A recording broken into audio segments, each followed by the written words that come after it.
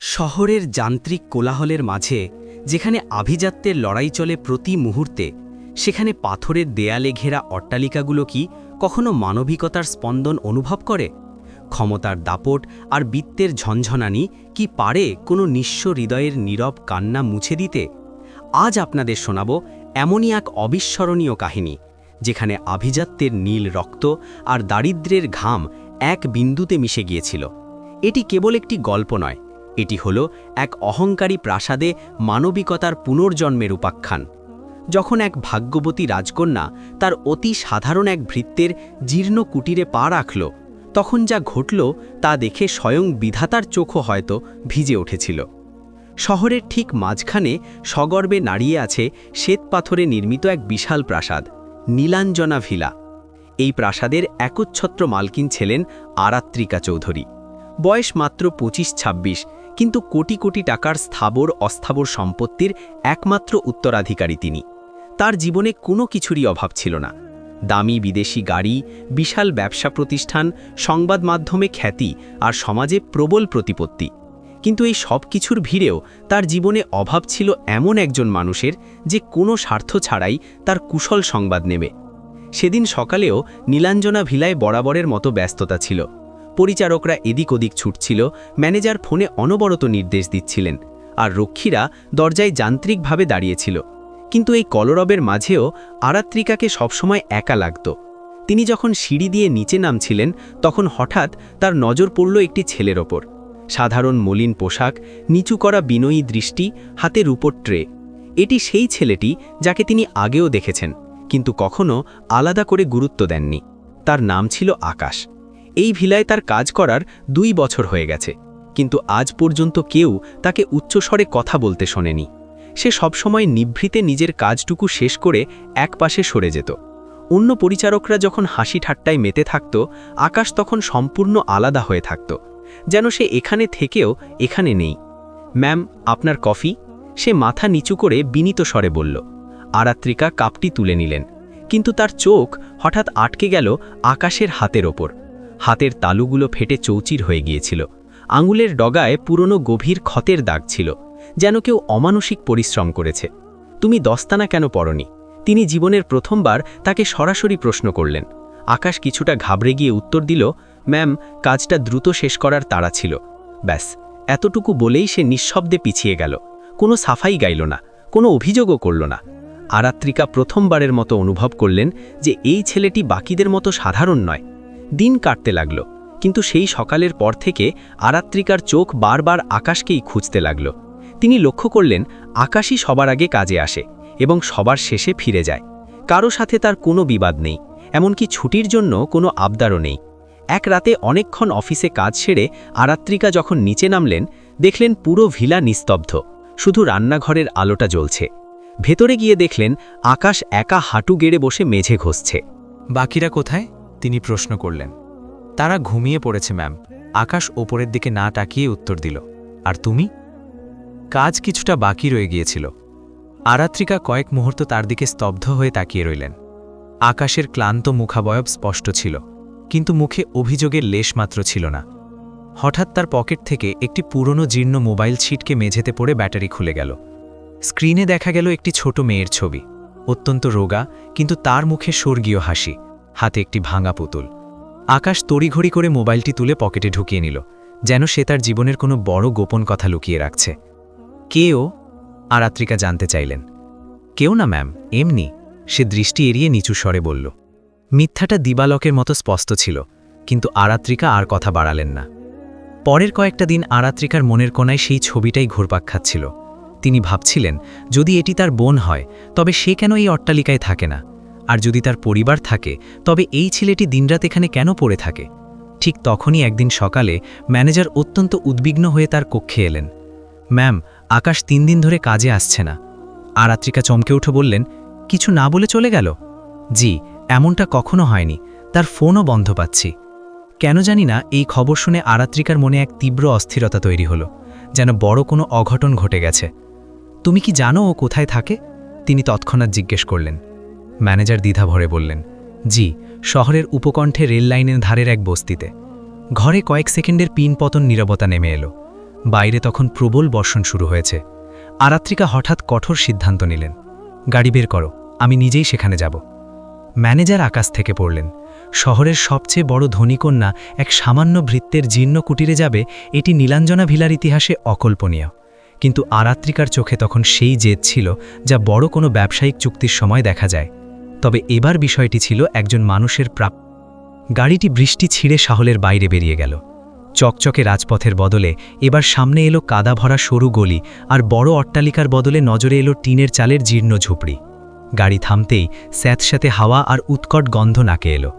আরাত্রিকা হয়তো প্রথমবার এমন কোনো জায়গায় পা রাখলেন। ম্যাম, এটাই সেই ঘর।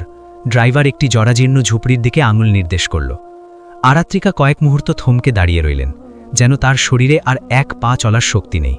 তারপর তিনি ধীর পদে এগিয়ে গিয়ে সেই ঝুপড়ির ঝুলন্ত পর্দাটা সরালেন। ভেতরের দৃশ্য দেখে তার হৃৎপিণ্ড যেন থমকে গেল। মেঝেতে এক বৃদ্ধা বসেছিলেন, চোখে প্রবল ফোলা ভাব আর মুখে অনেক বিনিদ্রা রাতের ক্লান্তি। তার পাশেই শুয়েছিল সেই ছবির ছোট মেয়েটি, কিন্তু এখন তার অবস্থা অত্যন্ত শোচনীয়।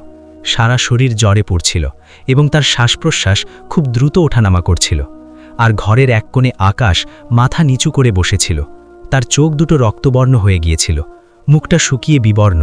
বোঝা যাচ্ছিল অনেক দিন সে ঘুমায়নি এবং কিছু খায়নি। আরাত্রিকাকে দেখতে পেয়ে সে তড়িৎ বেগে দাঁড়িয়ে পড়ল। ম্যাম, আপনি এখানে? তার কণ্ঠে বিস্ময়ের চেয়ে লজ্জার আভাস বেশি ছিল। আরাত্রিকা কোনো কথা বলতে পারলেন না। তিনি কেবল চারদিকের হাহাকার দেখলেন। ফাটল ধরা দেয়াল, শূন্য হাঁড়িবাসন, ওষুধের ফেলে দেওয়া খাপ আর চরম দারিদ্র্য যা ঘরের প্রতিটি কোণায় ফুটে উঠেছিল। ঠিক তখনই ছোট মেয়েটি খুব ক্ষীণ স্বরে বলল, দাদা, একটু জল। আকাশ সাথে সাথে মেঝেতে বসে পড়ল, কিন্তু জলের কলসিতে শেষ এক ফোঁটা জলও অবশিষ্ট ছিল না। সেই মুহূর্তে আরাত্রিকা দেখলেন কোটি টাকার প্রাসাদের সবচেয়ে বিশ্বস্ত ও কঠোর পরিশ্রমী কর্মীটি আজ নিজের আদরের বোনকে এক ঢোক জল দিতেও অক্ষম। তার মনের ভেতরের সবটুকু অহংকার যেন ধুলোয় মিশে গেল। আকাশ দৃষ্টি নিচু করে অপরাধীর মতো বলল, ম্যাম, আমি কাল থেকে কিছুই মুখে দিতে পারিনি। ওর জন্য ওষুধ জোগাড় করতে সব শেষ হয়ে গেছে। আরাত্রিকার মনে হলো কেউ যেন তার কলিজাটা খামচে ধরল। সামনে সেই ছেলেটি দাঁড়িয়ে আছে যে প্রাসাদে সবার আগে কাজে যোগ দেয়, কখনো অবহেলা করে না, অথচ আজ নিজের বোনের জন্য সে না খেয়ে নিভৃতে কাঁদছে। আরাত্রিকার সাথে সাথে নিচু হয়ে বাচ্চার কপালে হাত রাখলেন।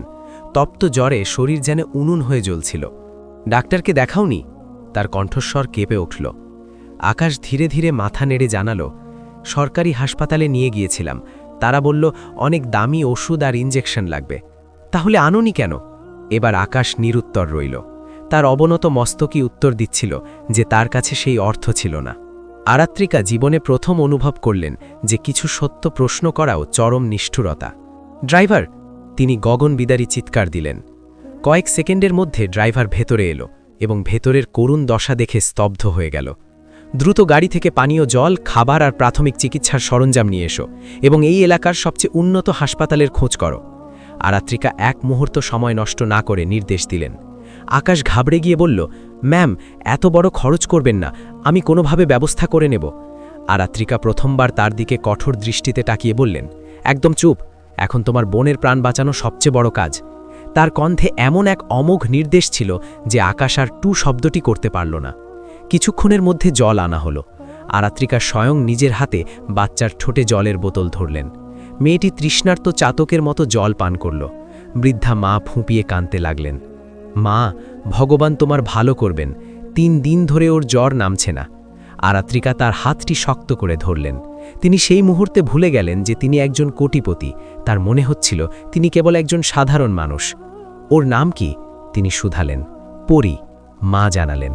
পরি নামটা যতটা মায়াবী ছিল, তার বর্তমান অবস্থা ছিল ততটাই হৃদয় বিদারক। গাড়িটি তড়িৎ গতিতে হাসপাতালের অভিমুখে ছুটে চলল। আকাশ বারবার কুণ্ঠাবোধ করছিল যে সে সাথে যাবে না, কিন্তু আরাত্রিকা সাফ জানিয়ে দিলেন, তুমি যদি না যাও তবে আমি এই গাড়ি থেকে নামব না। পরিশেষে সে মাথা নিচু করে সিটে বসল, যেন এমন করুণা পাওয়ার সে যোগ্যই নয়। হাসপাতালে পৌঁছানোর সাথে সাথে চিকিৎসকরা পরীকে জরুরি বিভাগে নিয়ে গেলেন।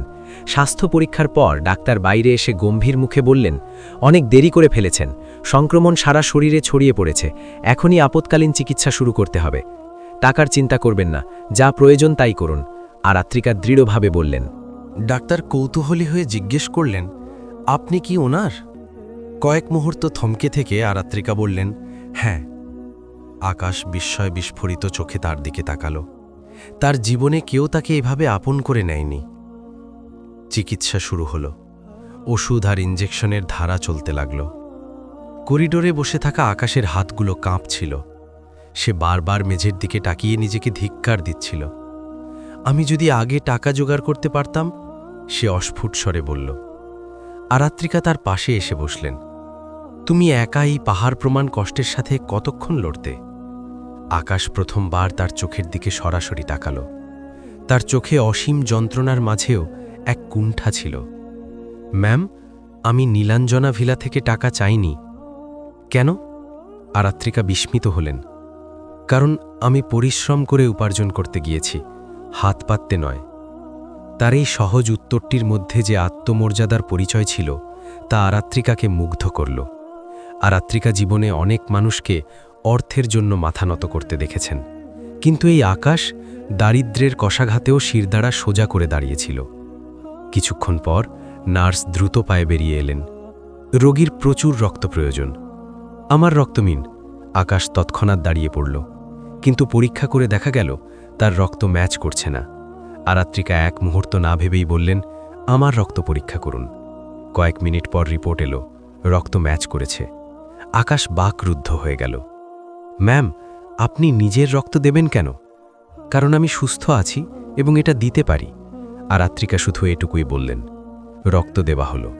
ধীরে ধীরে পরীর শ্বাস প্রশ্বাস স্বাভাবিক ছন্দে ফিরতে লাগল। চিকিৎসক জানালেন, এখন বিপদ অনেকটা কেটেছে, তবে দীর্ঘমেয়াদী চিকিৎসা প্রয়োজন। আকাশ সেখানেই করিডোরের মেঝেতে আছড়ে পড়ল এবং শিশুর মতো কেঁদে ফেলল। এটি ছিল তার বহু বছরের জমে থাকা কান্নার বহিঃপ্রকাশ। আরাত্রিকা এর আগে কাউকে এভাবে কাঁদতে দেখেননি, কিন্তু এই কান্নায় কোনো দৈন্য ছিল না, ছিল নিখাদ মানবিকতা। রাত গভীর হল। হাসপাতালের জানালার ওপাশে অন্ধকারের চাদর বিছানো। আকাশ হঠাৎ মাথা তুলে বলল, ম্যাম, আপনি কেন আমার জন্য এত কিছু করছেন? এই প্রশ্নটি আরাত্রিকার হৃদয়ে তীরের মতো বিঁধল। তিনি শান্ত স্বরে বললেন, সম্ভবত এই কারণে যে আমি আজ অনুভব করলাম আমার এই অঢেল সম্পদের একটা মহৎ উদ্দেশ্য থাকা উচিত। কিছুক্ষণ উভয়েই নীরব রইলেন। তারপর আকাশ জড়তা ভেঙে বলল, আমি হয়তো আর কাজে ফিরতে পারব না যতক্ষণ পরী পুরোপুরি সুস্থ না হয়। কে বলেছে তোমাকে কাজে ফিরতে হবে? আরাত্রিকা প্রশ্ন করলেন। আকাশ থতমত খেয়ে গেল। এখন তোমার একমাত্র ডিউটি তোমার বোনের পাশে থাকা, তিনি কোমল স্বরে বললেন। আকাশের দু চোখ জলে ভিজে গেল। ঠিক সেই মুহূর্তে ডাক্তার আবার বেরিয়ে এলেন। এবার তার মুখাবয়বে গাম্ভীর্য ছিল প্রবল। আরেকটি বিষয় আছে, পরীকে শুধু ওষুধে সুস্থ করা সম্ভব নয়, তার একটি বড় অস্ত্রোপচারের প্রয়োজন হবে। আকাশের মুখ ফ্যাকাশে হয়ে গেল। কত অর্থ লাগবে? তার কণ্ঠস্বর দিয়ে শব্দ বের হচ্ছিল না। ডাক্তার যে অঙ্কের কথা জানালেন তা শুনে আকাশের চোখের শেষ আশাটুকুও নিভে গেল। সে ধীরে ধীরে দেয়ালে পিঠ ঠেকিয়ে মেঝের দিকে তাকিয়ে রইল, যেন তার বেঁচে থাকার সব অবলম্বন শেষ হয়ে গেছে। আরাত্রিকা চিকিৎসকের কথাগুলো অত্যন্ত মনোযোগ দিয়ে শুনলেন এবং পলক্ষীনভাবে বললেন, অস্ত্রোপচারের প্রস্তুতি নিন, সব ব্যয়ভার আমি বহন করব। আকাশ সাথে সাথে মাথা তুলে আর্তনাদ করে বলল, না ম্যাম, এই ঋণের বোঝা আমি জীবনেও শোধ করতে পারব না। আরাত্রিকা আকাশের দিকে এগিয়ে গিয়ে খুব ধীর অথচ গভীর স্বরে বললেন, কিছু ঋণ শোধ করার জন্য হয় না আকাশ, কিছু ঋণ কেবল পালন করার জন্য হয়। আকাশ কোনো বাক্য খুঁজে পেল না, কিন্তু ডাক্তারের পরবর্তী কথাটি পরিবেশকে আরও হারি করে তুলল। অস্ত্রোপচার দ্রুত করতে হবে, কারণ বাচ্চার এই সমস্যাটি জন্মগত এবং এটি এখন শেষ ধাপে পৌঁছে গেছে। এটি শোনামাত্র আকাশের শরীর থেকে যেন সব প্রাণশক্তি উবে গেল। সে মেঝের ওপর এলিয়ে পড়ল। তার চোখগুলো ডাক্তারের ওপর স্থির হয়ে রইল, যেন সে আশা করছিল এটা হয়তো ভুল কোনো দুঃস্বপ্ন। কিন্তু ডাক্তারের মুখ ছিল অত্যন্ত কঠোর। যদি অপারেশন সফল না হয় তবে? আকাশের কণ্ঠস্বর ভেঙে এলো। ডাক্তার মাথা নিচু করে বললেন, তবে পরীকে বেশি দিন বাঁচিয়ে রাখা সম্ভব হবে না। এই বাক্যটি যেন সীসার মতো ভারী হয়ে আকাশের বুকে বিঁধল। সে দুহাতে মাথা চেপে ধরল। সে কাঁদতেও পারছিল না।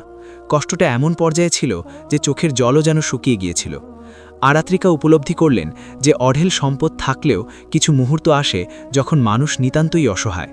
তিনি বীর দর্পে পড়লেন, অস্ত্রোপচার হবে এবং সেটা এখনই। ডাক্তার পুনরায় নিশ্চিত হতে চাইলেন। আপনি কি নিশ্চিত এটি অত্যন্ত ব্যয়বহুল চিকিৎসা?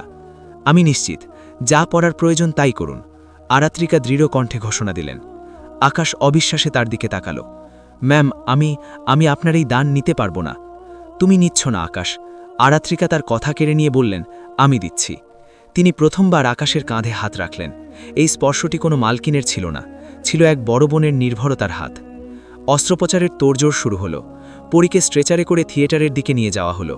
যাওয়ার সময় সে অতি দুর্বল স্বরে বলল, দাদা, তুমি দূরে চলে যেও না। আকাশ পরীর সাথে অতদূর দৌড়ল যতদূর দরজাটা বন্ধ না হলো। দরজা বন্ধ হওয়ার পর সে সেখানেই বসে পড়ল। অন্তহীন প্রতীক্ষা শুরু হলো। করিডোরে নিস্তব্ধতা আর ঘড়ির কাটার শব্দ যেন আকাশকে বিদ্রূপ করছিল। সে বারবার হাত জোর করে প্রার্থনা করছিল। আরাত্রিকা পাশেই বসেছিলেন, তার দৃষ্টি ছিল আকাশের ওপর। কিছুক্ষণ পর তিনি শান্ত স্বরে জিজ্ঞেস করলেন, তোমার বাবা কোথায়? আকাশ শূন্য চোখে সামনের দিকে তাকিয়ে বলল, তিনি নেই। কবে হারালেন? যখন পরী খুব ছোট ছিল। কি করতেন তিনি? আকাশ এই প্রশ্নে কিছুক্ষণ মৌন রইল। তারপর বলল, তিনি ড্রাইভার ছিলেন এক সম্ভ্রান্ত পরিবারে। আরাত্রিকা আর বেশি কিছু খুঁটিয়ে জিজ্ঞেস করলেন না। রাত পেরিয়ে ভোর হওয়ার উপক্রম। নার্সরা যাতায়াত করছিল। প্রতিবার আকাশ দরজার দিকে তাকাতো আর নিরাশ হতো। দীর্ঘ 5 ঘন্টা পর অপারেশন থিয়েটারের দরজা খুলে গেল। ডাক্তার বেরিয়ে এলেন। আরাত্রিকা ও আকাশ একসাথেই উঠে দাঁড়ালেন। অপারেশন সফল হয়েছে, তবে আগামী 24 ঘন্টা তাকে নিবিড় পর্যবেক্ষণে রাখতে হবে, ডাক্তার জানালেন। আকাশের চোখ থেকে বাঁধভাঙ্গা জল বেরিয়ে এলো। সে ডাক্তারের সামনে, বিধাতার সামনে নুয়ে পড়ল। অসংখ্য ধন্যবাদ ডাক্তারবাবু। আরাত্রিকা এক বিশাল স্বস্তির নিঃশ্বাস ফেললেন। তাকে দেখে মনে হলো তার মনের সব কালিমা যেন ধুয়ে গেছে। পরীকে আইসিইউতে নিয়ে যাওয়া হলো।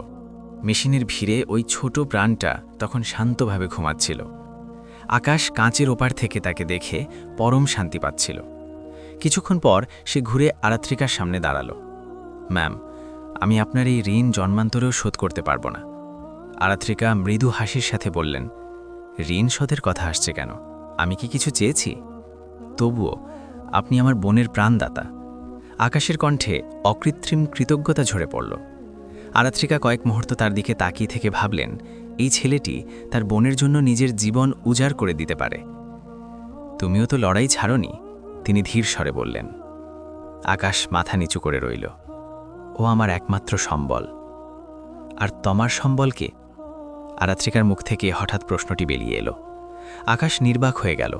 সম্ভবত তার জীবনে তার নিজের বলতে কেউ ছিল না।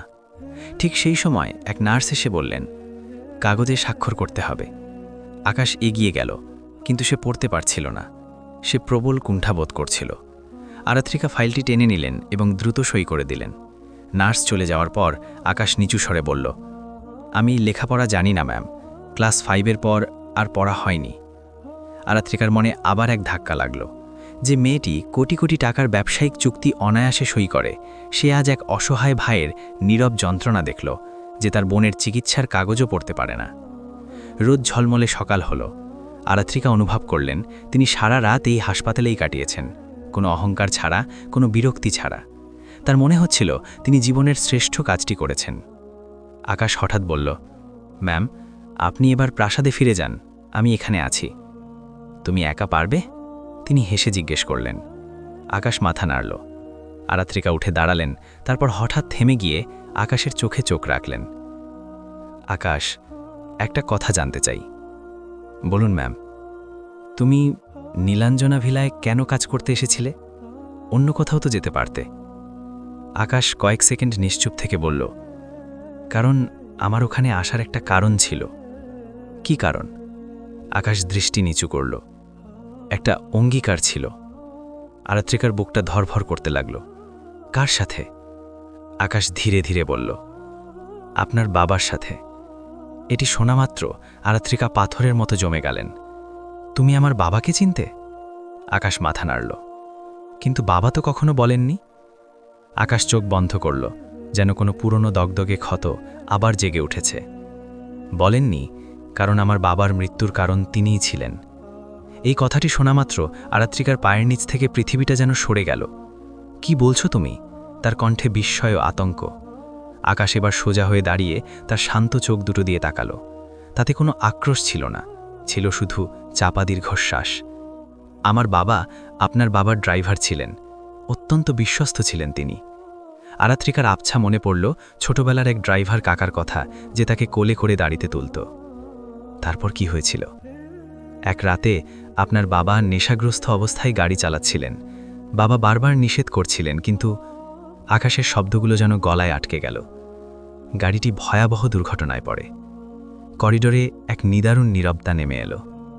আপনার বাবা সামান্য চোট পেয়ে বেঁচে গিয়েছিলেন, কিন্তু আমার বাবা ঘটনাস্থলেই প্রাণ হারান। আরাত্রিকা স্তব্ধ হয়ে রইলেন। তারপর কিছু টাকা দিয়ে বিষয়টি ধামাচাপা দেওয়া হলো। পুরো দোষ চাপানো হলো আমার বাবার ওপর। আকাশের চোখ থেকে টপ টপ করে জল পড়ছিল। আমরা অতি সাধারণ মানুষ ছিলাম, প্রতিবাদের ক্ষমতা ছিল না। মা পাগল প্রায় হয়ে গেলেন, পরি তখন মায়ের কোলে। আরাত্রিকার সারা শরীর কেঁপে উঠল। তার মনে পড়ল বাবা বলতেন যে অতীতে সব কথা মনে রাখা ঠিক নয়। কিন্তু তুমি নীলাঞ্জনা ভিলায় কেন ফিরলে? তিনি জিজ্ঞাসা করলেন। আকাশ দীর্ঘশ্বাস ছেড়ে বলল, বাবা যাওয়ার আগে বলেছিলেন আপনার বাবাকে ঘৃণা না করতে, কারণ তিনি বিপদে অনেক সাহায্যও করেছিলেন। বাবা বলেছিলেন যদি সুযোগ পাও তবে তাদের ঋণ শোধ করো। আরাত্রিকা স্তম্ভিত হয়ে গেলেন। আমি প্রতিহিংসা নিতে আসিনি ম্যাম, আমি কেবল দেখতে চেয়েছিলাম যাদের কারণে আমাদের জীবন এভাবে বদলে গেল তারা কেমন আছে। তার কণ্ঠে কোনো তিক্ততা ছিল না, ছিল কেবল নগ্ন সত্য। তারপর আমি দেখলাম আপনার বাবা মনে মনে খুব অনুতপ্ত ছিলেন। তিনি আমাদের আড়ালে অনেক সাহায্যও পাঠাতেন। সেই রাতে যা হয়েছিল তা কেবল এক ভয়ানক ভুল ছিল। আকাশের চোখ ভিজে এলো। বাবার মৃত্যুর পর আমি প্রাসাদ ছাড়তে পারতাম, কিন্তু ছাড়িনি, কারণ আমার মনে হয়েছিল এটাই বাবার শেষ নির্দেশ ছিল। আরাত্রিকার চোখ দিয়ে অঝরে জল পড়তে লাগল। তিনি বুঝলেন তার বাবার এক গোপন পাপের প্রায়শ্চিত্ত আজ যেন তার সামনে মূর্ত হয়ে দাঁড়িয়েছে। তুমি আগে কেন বলনি? তিনি জিজ্ঞাসা করলেন। আকাশ মৃদু হেসে বলল, কারণ আপনি নির্দোষ ছিলেন, আর আমি আপনার কাছে দয়ার পাত্র হয়ে থাকতে চাইনি। সেই মুহূর্তে আরাত্রিকা বুঝলেন আকাশ কেবল দারিদ্র্যে পোড়া একজন যুবক নয়, সে উচ্চতর এক মানবিক সত্তার অধিকারী। ঠিক তখনই আইসিইউ এর দরজা খুলে গেল। নার্স জানালেন পরীর চেতনা ফিরেছে। দুজনেই ভেতরে গেলেন। পরীকে দেখা মাত্র আকাশের চোখে আনন্দাশ্রু দেখা দিল। পরী খুব দুর্বল স্বরে বলল, দাদা। আকাশ তার ছোট হাতটি জড়িয়ে ধরল। আমি আছি রে ভাই, আর ভয় নেই। পরী আরাত্রিকার দিকে তাকিয়ে নিষ্পাপ স্বরে বলল, ইনি কে দাদা? আকাশ কিছু বলার আগেই আরাত্রিকা ঝুঁকে পড়ে বললেন, আমি তোর নতুন এক বন্ধু। পরী মিটিমিটি হাসল। আপনি খুব মিষ্টি। দাদা বলতো বড়লোকরা নাকি রাগী হয়, কিন্তু আপনি তো দারুণ। আকাশ লজ্জায় লাল হয়ে গেল। আরাত্রিকার চোখ আবার ভিজে এলো। এরপর থেকে সবকিছু আমূল বদলে গেল। পরীর চিকিৎসা চলল পুরোদমে। আকাশ হাসপাতালেই থাকত, আর আরাত্রিকা প্রতিটি দিন আসতেন।